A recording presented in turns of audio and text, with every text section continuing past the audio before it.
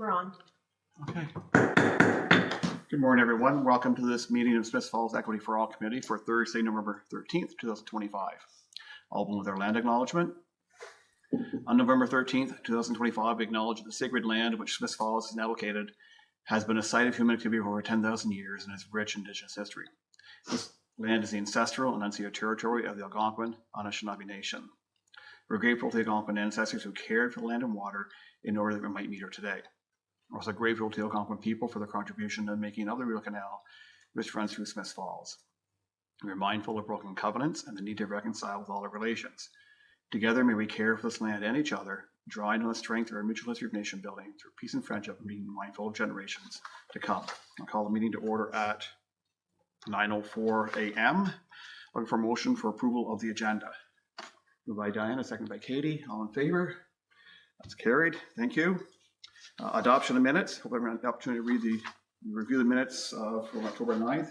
In a motion that the October 9th, 2025 Smiths Falls Equity for All Committee meeting minutes be approved as circulated. Moved by Diana, seconded by Janet. All in favor? Carried. Thank you. I'll ask for disclosure of monetary interest. I assume there is none. Okay. We do have on the agenda Mark Payne, member of the Smiths Falls Ukraine Twinning Working Group, will be here today. He's not able to be here today. Mark and I met earlier in the week, and so just to give a little bit of an update, Mark was traveling to Germany and then Ukraine for about a month. He was arrived back, I think, November 1st, and we had talked beforehand. So we had a flag, Canadian flag, which had been signed by members of this committee, members of the community, which he delivered along with some Smiths Falls swag. He went to Zolochiv and spent about a day there. Mayor Rinkiv was away. I think I mentioned he's sometimes at the front, working at some of digging trenches and trying to help do the work that's needed up there. His two sons who are in the army, in the armed forces. So he's away. He was away with the deputy. He met with the deputy mayor. I had a good opportunity to connect there for a little bit with a translator, with a staff member who's actually fairly fluent in English. He said probably the most difficult and eye-opening part of his trip was spending about 3 hours at the hospital for a tour of the hospital, and obviously the volume, the hospital filled with members of the armed forces, and it's just so many who are dealing with amputations and more injuries. So the mental health crisis is certainly very difficult there. A lot of seniors, a lot of displaced people. So I think he said there is about 4,000 additional citizens in Zolochiv who have moved from the east because they've been displaced from their homes, and 1,200 children who are I guess put more pressure on the schools. Because for the most part, it's everyday life. People they go to work, they go to school, they do what they have to, and if the air raid sirens and notifications go off on their phones, and they know to run for shelter, and when it's over, they go back to your normal life. So it's certainly a very stressful environment, but it was great to have him there. He brought back some swag, which maybe we'll share some of that next time we have an opportunity to connect. But I think they certainly reinforced some of the needs of the community, I think, and certainly from a medical standpoint. And I'm not sure how we can help with that, if we can even, but medical supplies are difficult to get. They do run short on many things, and if there's a way of us navigating that, and so I think we'll have a conversation locally to see if there's anything that can be done. But the big challenge is certainly shipping. Even storing stuff and then having to ship it over there is very expensive. It's about $20,000 for a shipping container. It takes quite a while to get there, obviously, as well. The other thing we talked about, just to expand on the Ukrainian twinning, well, I'll leave it for their agenda, because there's another initiative I think we can all be part of. We'll talk about that in a little bit. Yes? Does he know, and I could look it up, if the hospitals are state-run or are they locally run and operated? I don't know. Okay. Yeah, I didn't talk about that, and I'm not sure myself. Okay. Well, I'll find out. Okay. Yeah, thanks. If memory serves, they do have nationalized healthcare, but I'm not sure if it's completely nationalized, like similar to ours, where some services might be privatized. Yeah, and our hospitals are independent corporations, not-profit. They aren't owned. They're owned by that locally. Anyways. So I guess, well, moving ahead, that's our next Sure. item on the agenda. So, so the twinning group has met a couple of times, and as well, Clerk Estelle and I also had a great conversation with the grade 10 students at SFDCI. This is Madame Sagan's class, and they're very eager to help, to be involved. And so, Carrie, were these Ukrainian 20 minutes distributed to everybody, or just? No, just the working group. Just working group, okay. So there's a lot of passion with the group, and certainly drive for purpose. We did talk about hospital healthcare at that meeting back on October 1st, but also goes back to that issue of shipping. But even like simple medical devices, I think the volume of people who need crutches, wheelchairs, walkers, etc. And we know Civitans, I think across Canada, have sort of medical banks of equipment, and I don't know if there's a way of working with them, but maybe something we can pursue. I think one of the members had some contacts in the logistics world, was hoping maybe he would be able to get some insight into potentially more affordable shipping opportunities, but that's something we'll bring back in the future.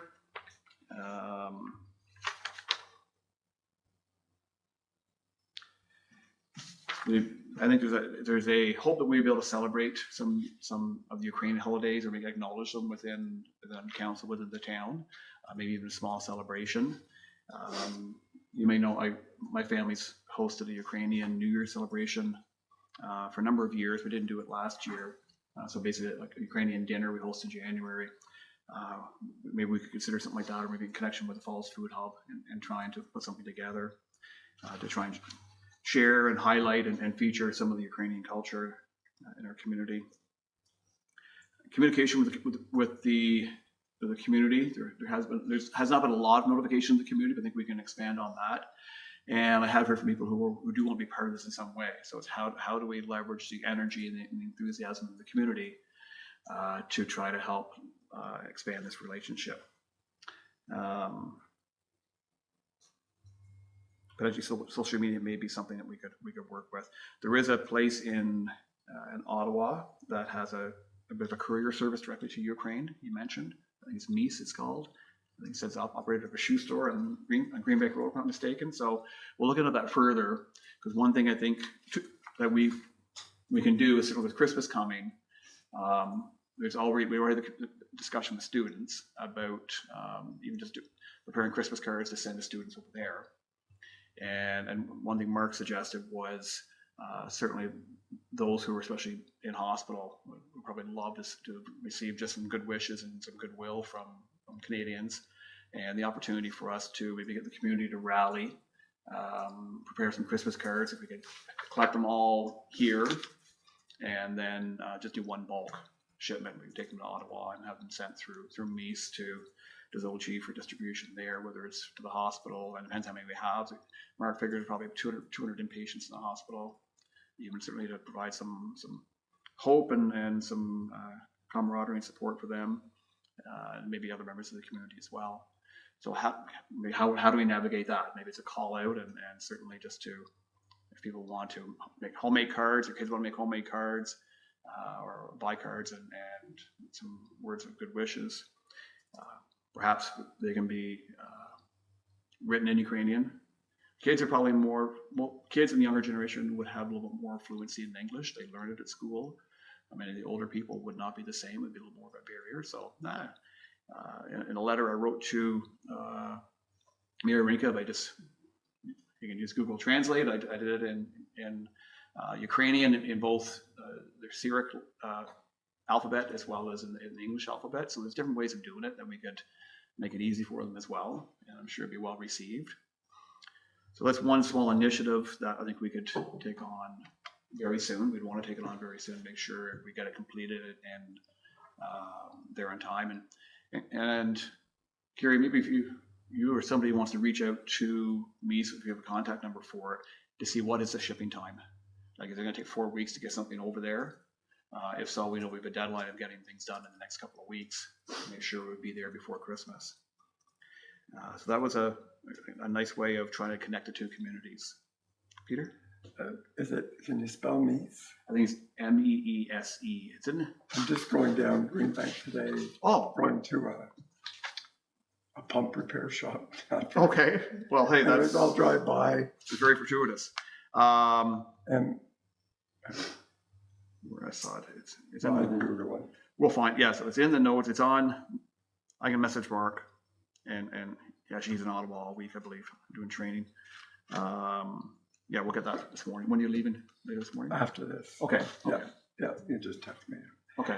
And the second thing is that the work group, you don't need this group, I guess, to endorse, because I agree with. Yeah, I don't think we need to if we can endorse get the it. mail there. Yeah. If it works, I think that's a lovely idea. Yeah, I don't think we have time to pull the working group together to sort of initiate this. I think if we can come up with just using our town social media, a campaign to try and help collect cards and send them over. And I don't know if we have. Hit all the schools as well. Well, for sure. Yeah. And I don't know if there's any token gifts or swag that we would have, but I don't think we'd have the volume that would be needed to provide something. I think even just a card of well wishes and we're thinking of you would be, I'm sure would be very much appreciated.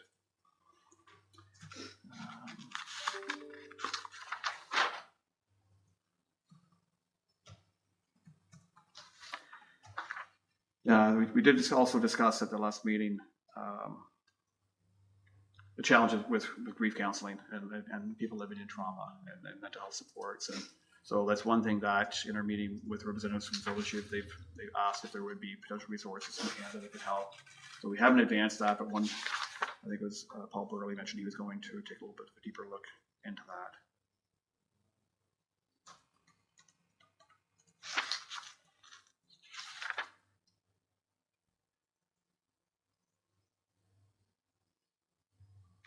And there's also an opportunity probably to look at MyFM, something maybe we can do a session on there to try and help get the word out. Or TV, same thing, Coach Hugo would probably be happy to do something as well. So we'll look at advancing that to try and help get the word out to the community. The one translating, DeepL Translate is what Mark had suggested as a great resource for doing translation. And somewhere I thought we had the Meese. We'll get, oh yeah, MEEST. He mentioned that, yeah, on Greenbank. We'll get more information for it. So that's probably much the update for the Ukrainian twinning. Any comments? No. Okay. So where do you think we go from here? We'll try to get some social media posting. Yeah. What we can do is I'll work with Joanne a bit. I'm kind of thinking out loud as maybe we could touch base with the local schools and see if they would make little cards. We could send like the wording in, like send over the wording that they could use in the cards. But they could maybe draw a card and we'll have the schools do it. And that way we can, at least for that way we've reached all the kids or the schools that want to participate. Yes. And possibly maybe just doing something out on social media for families or adults who want to send a Christmas card. And again, we could put some wording on. And anybody who wants to, we can have a deadline to drop them off here at the town Actual hall. box out. Yeah. Yeah. So I think that'd be a pretty easy initiative with a Yeah. And the community can get involved. Yeah. Excellent. Okay. Yeah. Okay. On it. Other thoughts? I'm on it. You're on. You're on it. Okay. Good. And the Okay. drop off will be here. Yeah, I think. Yeah, well, we can have it. Yeah, I think drop off here would be about the easiest. Okay. Yeah. So I'll just bring some cards. Okay. Well, there'll be the other thing too is if just people want to just donate cards for the people to fill in, we could have a little supply of cards here as well. I also think for kids, like where they trace their hand, like I know that's a classically Thanksgiving thing, but we don't have to turn it into a turkey, but just like a collection of all their hands. Like I think that there's symbolism there as well. Like When we first raised the Ukrainian flag, so it's 3 years ago, almost 3.5 years, probably 3.5 years ago now. The St. Francis students that all did one of the elementary schools did all little Ukrainian flags. Oh, They yeah. had made on popsicle sticks and they were here for it. So that might be something else. they Yeah, would- even just like a craft. Yeah, let them do, they got all kinds of creativity. I'm sure they'll come up with some great stuff. It would be fairly drop in the bucket, but would our woodworking class in the high school be able to make crutches? I don't know. The hard part was Expensive to send them to, right? Yeah. same challenge of Okay. logistically. I think we'll probably want to try and get logistics figured out before we start maybe putting the call out for Yeah. devices, right?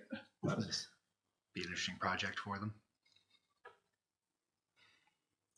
Be very meaningful. Yeah, and then for medical supplies, the only thing I thought of was I know the paramedic service has to not use anything that's expired, and like Band-Aids expire, and like gauze has an expiry date on it, and so if it's in the truck and it's past the date, they have to take it out, and so I could see like gauze doesn't actually expire, you know, so I know they have like an abundance of medical waste that I don't know if they're like allowed to. Well, I think you've got a good contact. Yeah, I'm like, Okay. I shall ask. Okay. Yeah. So there's a great example, and then that maybe if there's ability to collect that stuff. Yeah. Other thing would be and again, would there be fundraising locally to get money to fill a shipping container, or we perhaps even reach out to some local logistics companies to see if there's ways of them assisting. I think when we were talking in the working group, and then when I was visiting with Mark last week, we were talking about the medical supplies. And he said the easiest way and probably most effective way would either to be send a monetary donation where they could purchase it, or to purchase it from a neighboring country or neighboring area where it would just be shipped over and not ship it straight from Canada. So that would probably be the easiest way to do it. Mm.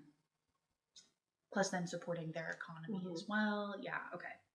Although we have there's it for- support, if it's an affordable way of shipping it, Mhm. and we got a bunch of stuff donated. We can fill a shipping container at no cost, and it costs $10 to ship, and that's probably good value too. But it's hard to work. Yeah. It's timing and everything else to work out. Yeah, but we continue to work away at that. I'll definitely ask. Okay, thank you. Okay.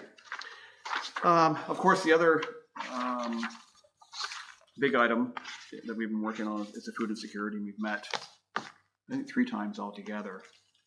And initially, I think it's trying to get a greater understanding of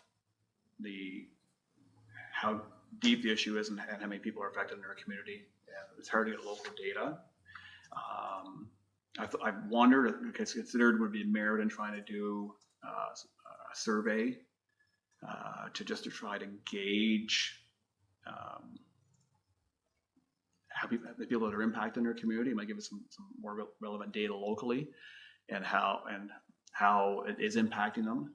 Are they skipping meals? Are they having less meals a week? Are they not getting nutritious food?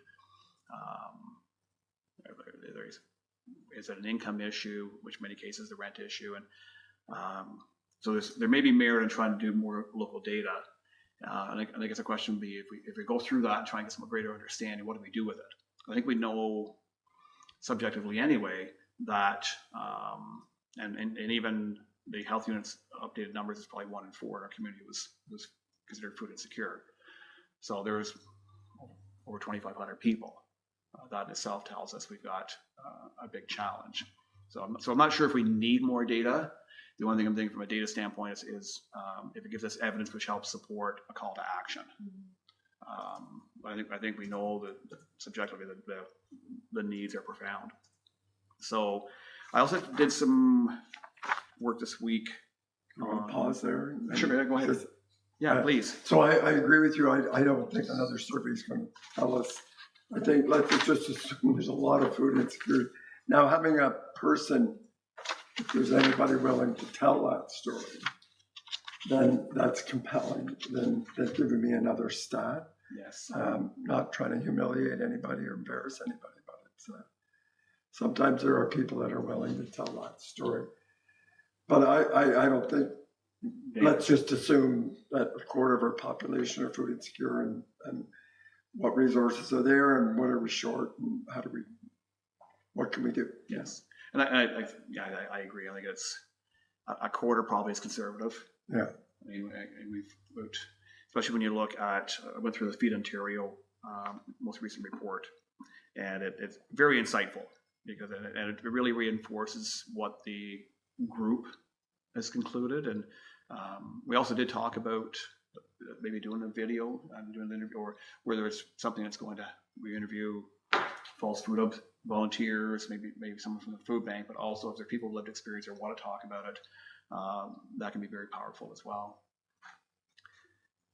Diana?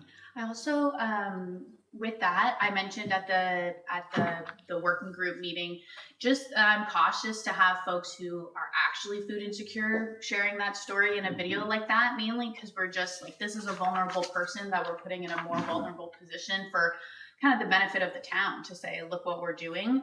But shifting the focus of the video to be like the Falls Food Hub, the food bank, and like different services that are trying to address this, even having someone from the town talking about the work that's being done. We know people are food insecure. Having a face for it, the face is the Falls Food Hub, the face is the food bank. It's the what are we trying to do about it, rather than, oh, that's my neighbor that lives on Lavinia. Like, the town is so small, people are recognizable. I recognize folks from this committee like when we're out in public, just because now we know each other more. So I'm more cautious of that because we're such a small town.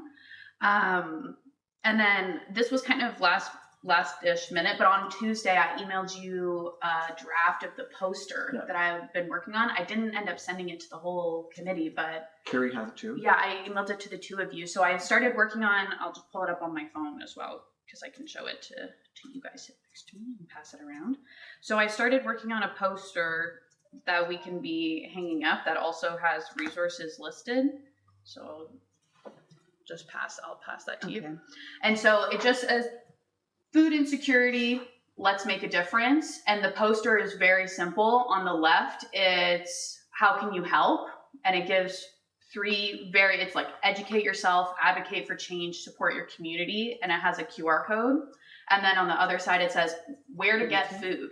And so like, it's as simple as possible. Mm-hmm.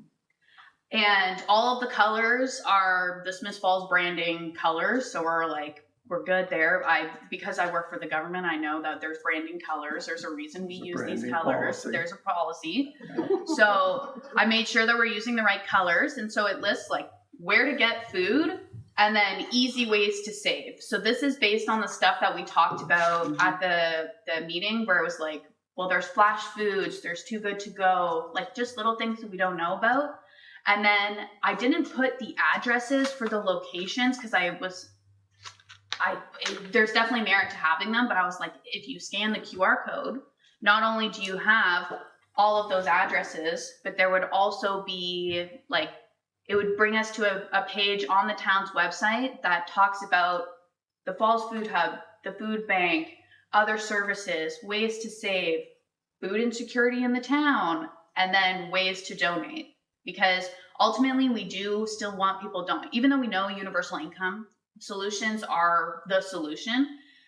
In the meantime, if people can donate, we need them to still be donating. And so in the poster, it's like this Canva generic image in the background, but it's people doing like an exchange of foods, and underneath it says donations. And I'm like, some subliminal messaging that we do still need people donating.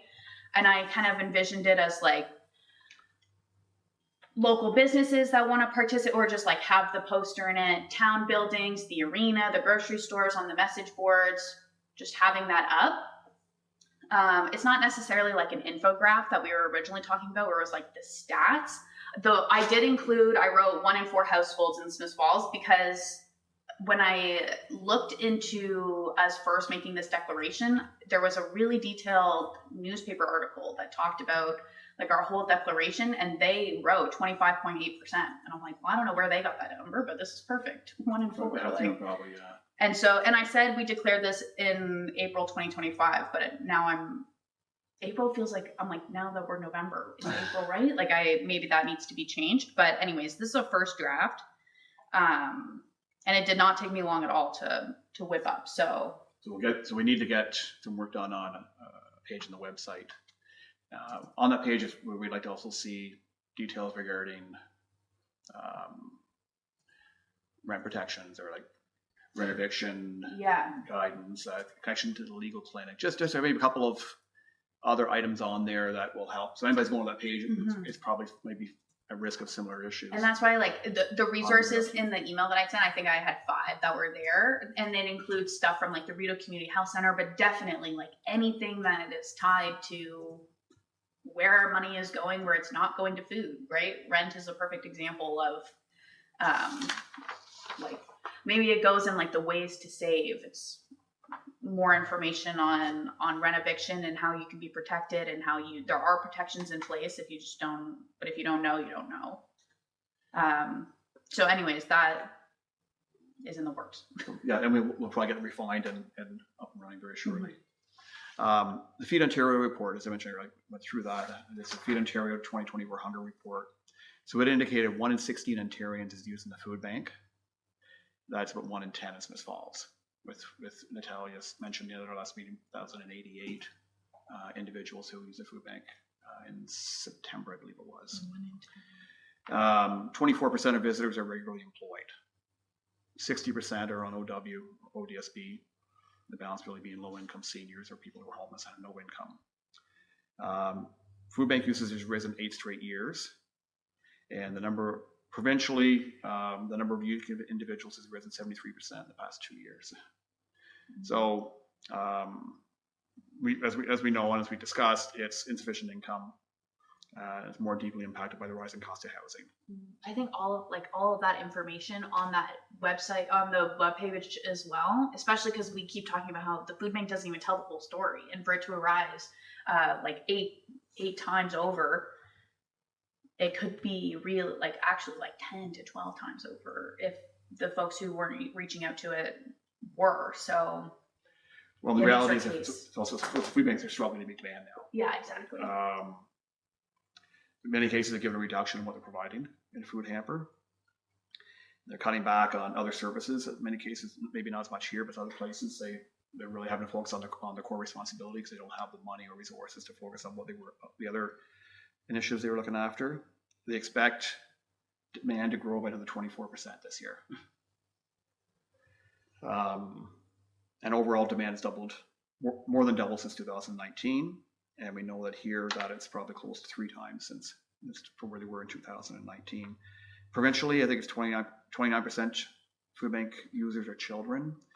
I don't know for sure, but I think numbers I've seen from Italia, I think it's over 40% locally are children.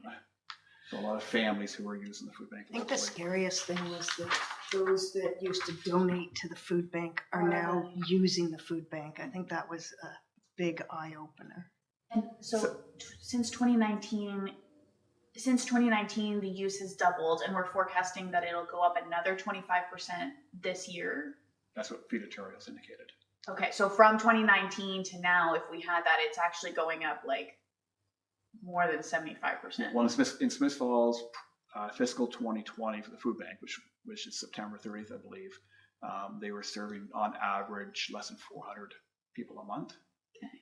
And now it's at 1,088 in September. So not far Okay, from so tripling. 2019.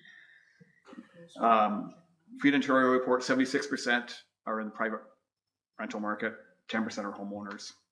89% say the cost of living is a primary reason for their visit. 30% on OW, 30% are disability related income sources, say 24% employment. One quote which caught my attention in the report says, "This week, I will have to take out a personal loan to afford rent and groceries. I can't afford to even feed my children. If I don't get this loan, I will have to take my children back to the shelter next month. First month back at school, and I can't get them anything." And that was a Smith Falls Food Bank user who was quoted in the Feed Ontario report. What report is that, Mayor Panko? Pardon? What report is that? Feed Ontario 2024 hunger report.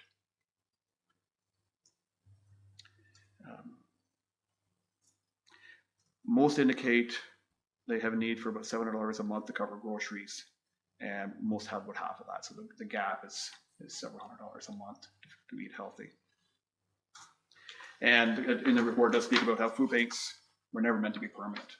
They were meant to sort of solve a crisis. I think it's back in the 80s, and of course now they become the foundation of food security in our communities, largely due to reduction in social assistance rates, wages not keeping pace with inflation, obviously, and cost of living. Peter?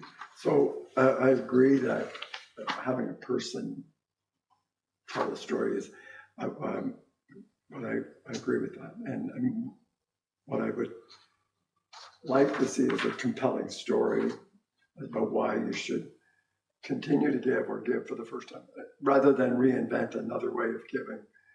Go with existing systems, either the food hub or the food bank. Those are in place, or the Salvation Army, whatever, or your church. If they're doing that, do that. But give and give again. And Build a Mountain Food Campaign is on now. Yeah. It hasn't hit Smith Falls yet. But How do we amplify those systems that are already there? To help with that kind of a wall of separation between people that are telling these great stories, especially for people to understand what people are going through, you could have them submit the story, and then I'm sure a number of people from the local community theater would read that, so you could have that wall of separation from the person submitting and the teller, and then you're just filming talking heads, which you can get done very fast. Yeah, good point. So like we could, if we had written statements, we could probably get them out for the Christmas season. Well, even members of this group could. Or any of us could if you wanted to read. Yeah, because like that quote, I'm like, well, I know why I need to donate. I hear that and I'm like, this is not okay. Like, I can't allow this. But I also think like sometimes it's like, oh, well, I'm not making it as much. Like, oh, I only have $20. Like, that's not going to make a difference. And it's like, it's going to make a huge difference, actually. That makes it. Well, $20 the Falls Food Hub is going to feed probably 5 or 6 people. people. So I think having that kind of information, like you have $5, what could that do? You have $2, what does that? You have $20, right? And then it shows that it doesn't matter how small it is, it does make an impact. And so it's like McDonald's gets you to donate by having it pop up where it's like $1, $2, $3, and people just click it, right? Like just knowing like, okay, $2, it doesn't feel like a lot, but it can make a big difference. Yeah. So we know that it's an income issue. We also recognize within the group that there are numerous people who are not getting all the government entitlements they should be. Yeah. So if you're not doing a tax return, and I saw a Email number, I think it. 20, I think Yeah. saw a number in the report anyway. A large percentage of people in OW do not. 40% don't do a tax return. Okay. You don't do a tax return, you're not getting GST, you're not getting a Trillium benefit. So you're missing out on income. And so one thing that we decided within the group, so your GST would pay $533 to an individual annually. I think it's paid quarterly. $698 to a couple plus $184 per child. So you got a couple with 2 children, it works at probably $1,200 a year, so $100 extra a month. It narrows that gap. Trillium, $142 for a single, $235 a month. That's a month. $235 a month with Ontario sales tax credits included as well. Canada disability benefit. I get $200 a month. It's not a huge amount, but if your income is only $1,400 a month, that extra $200 can go a real big way. So we part of the discussion was we need to try to form a team of community ambassadors, volunteers who can be navigators, who can help connect people to resources. And realization with the Falls Food Hub is the perfect place to be able to do that. And I think it's a matter of how. Yeah. Right now they're operating Mondays at Hanley Hall for lunches. Once a month you have the hall until 5 o'clock on Mondays, I believe. Every Monday. Okay. Also, there's an opportunity to host information sessions afterwards. The new location will likely be opening March. One of the M months. Okay, not soon enough, but that'll be an opportunity to be a resource center. And that has always been the vision of what that can be. But in the meantime, we know that there are numerous people in our community who are missing out on probably at least a couple $1,000 a year by not doing tax returns. And there are resources out there for doing tax returns. But again, if people are not aware, or maybe they don't know of the entitlements they could potentially be receiving. Canada Child Benefit could be up to I think almost $20,000 a year for a low-income person with a disability who has 2 children. So it is significant, life-changing really. Plus the ability for retroactive. So if people haven't filed a tax return for a number of years, I don't know how far they'll go back, but they'll go back a number of years. So someone could get a lump sum payment of several $1,000s just to make up for what they have not received. So that's something that, from an income standpoint, we thought would be very meaningful. So we're working with the Falls Food Hub. Janet's heavily involved in this and try to create a few volunteers who can help navigate people through the system and get some tax returns done. And for someone who is low income, OW, ODSP primarily, or low income senior, tax returns are extremely simple. Basically nothing to do with it. And even if you have mistakes on it, if they didn't have your tax slips and they do it anyway, the government's going to correct it. But you need to file a tax return in order to get those benefits.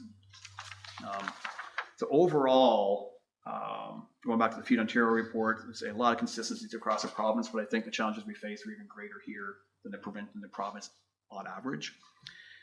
And I guess it comes down to what role can this committee, the municipality, the working group play in the fight against hunger. And I guess one, certainly communication and awareness, so we've talked about that. How do we, the posters that can go out and be distributed and shared on social media and the information on the website. Advocacy.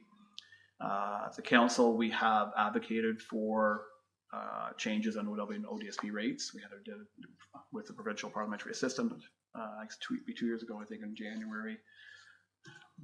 Obviously nothing's changed, but we did advocate before for a change in the amount of income an ODSP recipient could get. They can now earn $1,000 a month. And it's indexed. And that was the other change. Yes.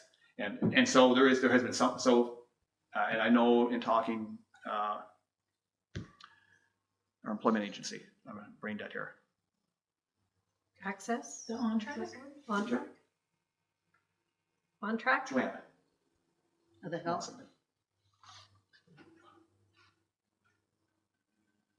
Somewhere. Help me here, somebody.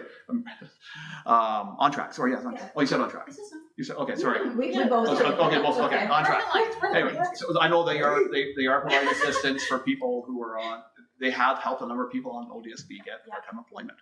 And if before you were only able to get $200 a month before you had a clawback of half of what you're earning, now it's $1,000. That can be a very meaningful difference. And sometimes it's a matter of making sure that people on ODSP are also aware that they can do this now. Many are probably not under that presumption, and so we can help guide people to those opportunities as well. So that navigator position to try and help connect people with things that make a difference. Peter? Go ahead. Okay, Katie. I just wanted to say that I was in charge of volunteers for Old Home Week, and I have a huge list of people who will volunteer. So whenever you need help, just let me know and I can get people.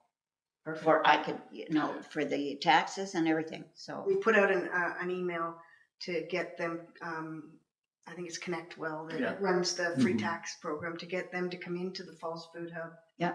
And, have flyers, have things for people and to talk to them.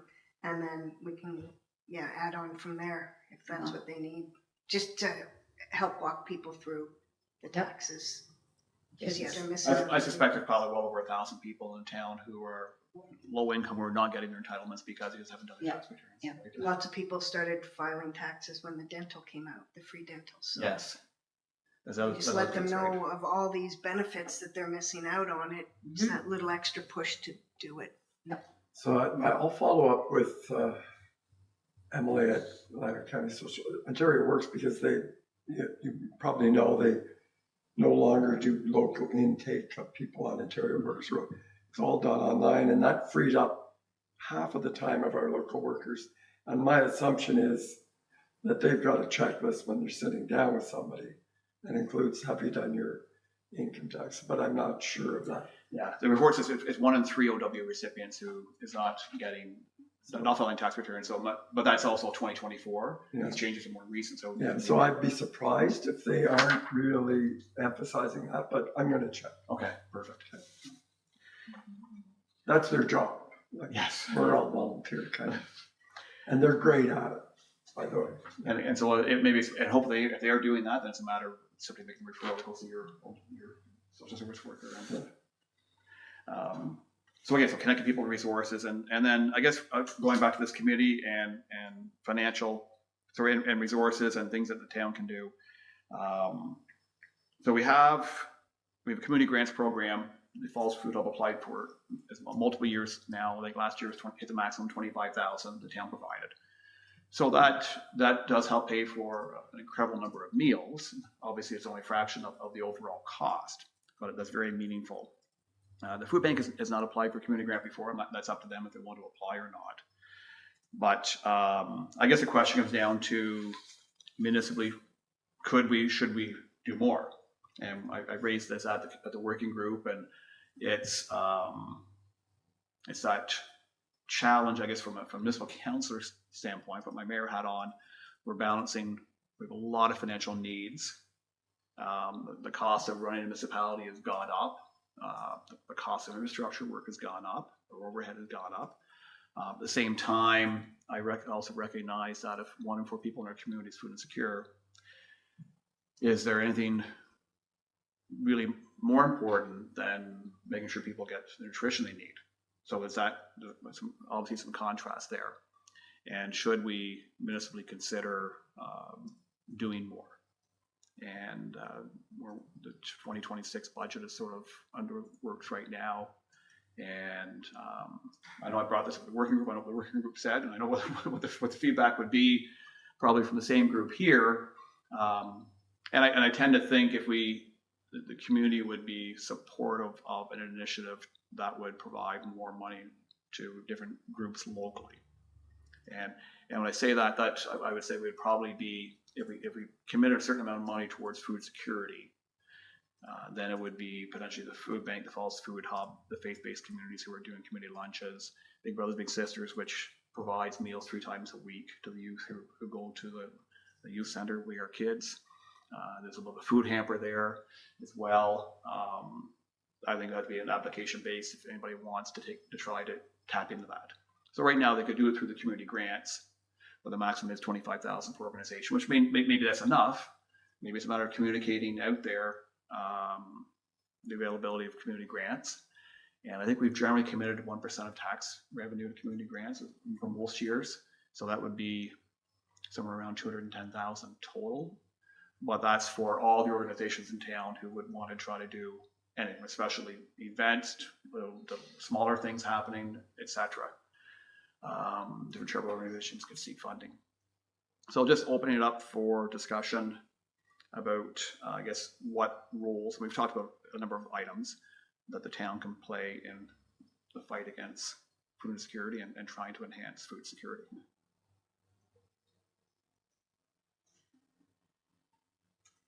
Nobody wants to say the dreaded T word. Which? The dreaded T word. Oh. Tax. Up the 1% to 2%.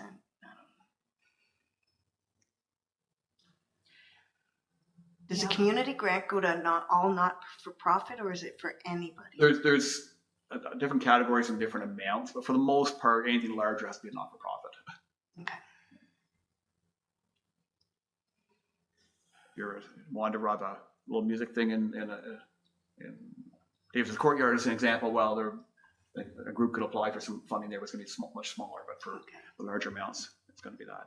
And it is capped at 25,000, or should council be considering removing the cap for food security as a possibility? But it's always, I think every year,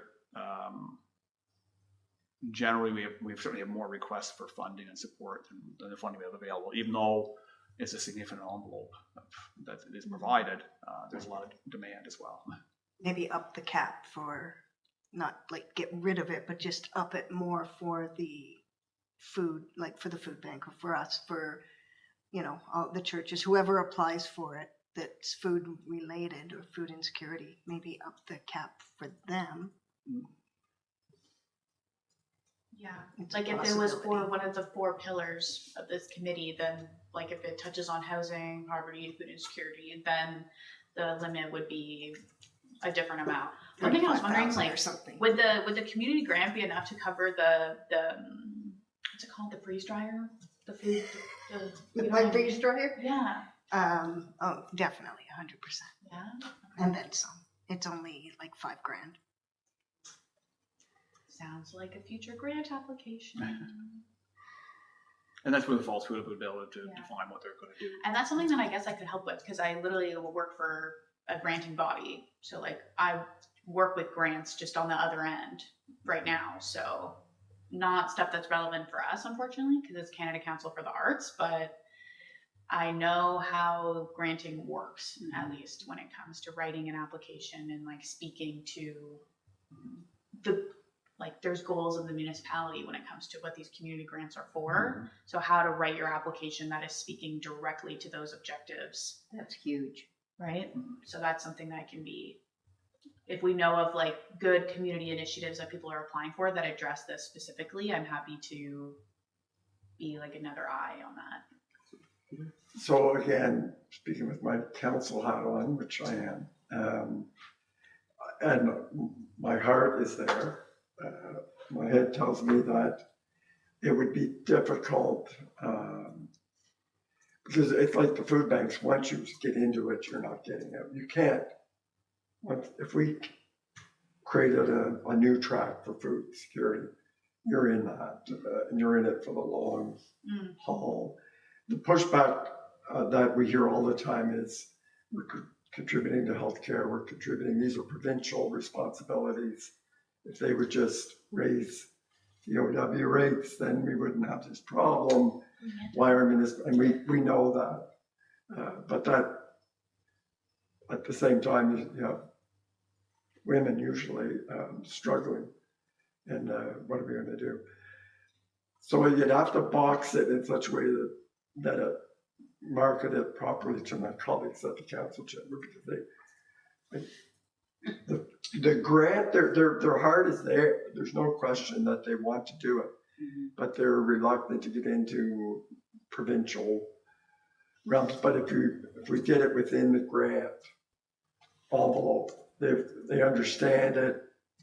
So increasing that would be the only, I think, viable way, or providing greater points if you hit 3 of the 4, because it's a point system on our grant. Okay, yeah. So then it's like, what are those If points? those pillars are met, it's a committee of staff that do it, and the council sets up the grant. So revisiting that and saying, Yes. can we, it's called policy privilege, or a greater emphasis for organizations that are hitting these higher marks. Yes. Yeah, it doesn't even need to be increasing the grant amount necessarily. It could be adjusting what the objectives are, It right? means somebody's coming off to the bottom. Yeah, So definitely someone who's coming off at the bottom, but potentially it's like, well, what are those things? And perhaps there's another avenue for them. Because it's true that some of these things are the provincially that with the provincial government, and then it kind of goes with like, and nevertheless, here we are. Here we And are. like, if this is not being addressed at a provincial level, as a municipality, are we comfortable diverting our attention away from like this critical issue, or to work on other things that are within the municipal realm? Or are we acknowledging that there's such a critical issue that the provincial government is not addressing, that we feel we must address so that our municipality can even thrive? Well, I think the question goes, council just declared this an emergency. Exactly, but So like, it's, what else? so it's, yeah, I think it's what can we impact Yeah, with the acknowledgement that, we know why we're here. Yeah. We know the high cost of rent, the high cost of living, the lack of income sources keeping up has created this crisis that we're in. And the reality that, thanks Louis, that nothing is on the horizon that's going to change that. So Feed Ontario That's why they indicate they believe it's going to go up to 25 or 24% this year, because there's nothing that's suspected that's going to change. And going back to the declaration and why we are discussing this, obviously, is it's one thing to make a declaration and something else to do something about it. And I believe our community's in a crisis, and I believe we need to do something else about it. And we have been doing something, but I guess until there is more food going to people, then we haven't made that big difference yet. Yeah. Also, so with Feed Ontario, I did reach out to them to ask about, can you give me some examples of municipalities across the province that are providing support for food security? So they'll be getting some data there for me. Okay. We'll have that. And also, they'd be happy to come as a delegation for a future meeting to give us some more insights as to the experiences that they're having. They work with all food banks across the province, obviously.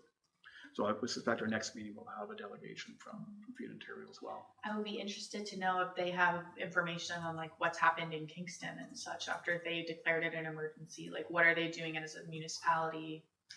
I did reach out to them, and they're more than happy to come and give us an update on where they're at. Yeah. I'm just waiting to see when our next working group meeting is going to be, so I can schedule them in. And they've looped another person into it, so I'm not really sure who this other person is, but they do have some updates. So looking to schedule them at our next working group meeting. Mm-hmm. They were very quick to reply and want to speak. Yeah. If we have Feed Ontario, we really want to have our local food bank here as well. Yeah. You know, it's been, they've got their head down doing their job. They don't have a lot of time going out promoting and asking there. You know, but it would be nice to have a stronger relationship with them. Yes, and I did, in checking their local food bank's website, the last 2 years their expenses are greater than the revenue. And so they did have some good reserves, but they're going through those reserves to try to help ensure that they provide the food that people need right now. So again, this is the time of the year where their big fundraiser, the Build Down the Food campaign, is active. CP Holiday Train is coming through, CPKC Holiday Train is coming through November 28th, and they will be making a donation. And also it's also that night where they call out the community and say to bring and our fire service helps with collecting that, but bring your non-perishable food items, and you can draw from there as well to try and help support the Build a Mountain Food campaign and the food bank at such a critical time. Isn't the Build a Mountain of Food the weekend before, like the 22nd? I'm not sure, it might be, it's already started in Lanark County, or Lanark, Leeds, Grenville. Okay. I'm not sure when it's in Smith Falls, so, but Okay. you might be right. Is there anywhere like an opportunity for the town to be posting about this on our social media, on the Experience Smith Falls Instagram page? Mainly because I didn't know about this campaign. Like I saw a flyer on the Remax window and I took a picture of it so that I remembered. But that's because I remembered us talking about this. I'm like, oh, this is what we're talking about. But yeah, I just think that there could be a lot of community members who want to be donating but don't even know this is coming. Yes. Because it's coming soon. And the town has a good social media presence that we can help Yeah, amplify the message. agreed. Okay. Any further? Just as strong mayor's powers, these new stronger, the mayor has the opportunity to present the budgets to council. Usually it's staff come to us with a draft budget and we respond to it and add to it and then the look. But this year, the mayor himself presents the budget. And I'm sure he's working with staff on it, or has that opportunity, whether you use that or not. But you also, anyways, I don't know what your thoughts are. And do they go along with it? I mean, Well, we've never done it before. okay. The mayor has lots of influence and support. Some of his ideas go forward and some get modified, but it's just a different way. But once you present it, anyways, it could be a way to introduce the change to the community grant portion of the budget, or To use your influence. that's politics, and the mayor will have to sort that out. What's the best way to do it? Or is it better coming from a member like myself saying, what about increasing the, so we have to just think through that. Well, I guess the question, do we, if we're consistent in, across this group, this is meaningful, and we'd like to see a change to the community grants policy, then we're down to a smaller group right now, but maybe at our next meeting, maybe we do some work between now and then and bring it back to say, would we like to see a change to the community grants Look at policy? it again. Hmm? We should look at it again. Yeah. I would be interested to know like who got the grants last year before saying like, yeah, I want to change the policy. What would that mean for who's not getting the fund? Like if it's other events that are critical to the social well-being and Yeah. inclusion and all sorts of other things within the town, then they still need to happen because they're fueling a whole other. There's just so many different things that we could work on, Yeah. right? So Carrie, could you distribute Yep. the policy and last year's? I'll send out the actual policy. I'll send the reports that Yeah. were delivered to council, as well as the final outcome of who got what. And who didn't? and Yeah, who because didn't. like money There's a going to lot like of us. public art and stuff like that is still just as like it's not just as critical because people need to eat, but like it is essential for the social well-being of community members as well. Mental So health, all that. right, like it Yeah. ties into other things, so it's just as important. And that's what the challenges we face. That's what I can only. Yes, Oh my yes. gosh, me at work all the time where we're like, there's more people applying every year and we have not more money. So Yeah. You really hone in on what the priorities are. Okay. Yeah. Okay. Any more thoughts on our progress with food insecurity? Our progress with food security, I should say, right? That's what yeah, that's what we're striving for. No, I don't think so. Okay, so then I guess moving on in our agenda, we have correspondence item from the city of Cambridge, rent protection for tenants. I've had a chance to review that. Any feedback on it? If not, we're going camera. The date schedule right now for December 11th. We'll probably have a meeting of the food security group between now and then. Okay. And then some of this discussion can happen there before the even goes back to here. And we have a few future meeting items as well as what I mentioned with Feed Ontario and the delegation, keeps the delegation. Okay, look for motion for adjournment. Diana, moved by Katie, moved by Diana, second by Katie, all in favor? Get that? We're adjourned at 10 PM on the button. 10 p.m. Oh my Wow. gosh, all day. Next week, 10 a.m. smile cookies. Don't forget to buy smile cookies next week. Will do. Yes. I don't care if you're diabetic, give them away. Just buy And them. where will the money go? 50% goes to the Falls Food Hub and 50% goes to Tim Hortons Children's Camp. Okay, great. So $1 each? they're $2 each. $2 each. So we get $1 per cookie. You can pre-order if you want to order a dozen or whatever and pick them up whenever you want. You just drop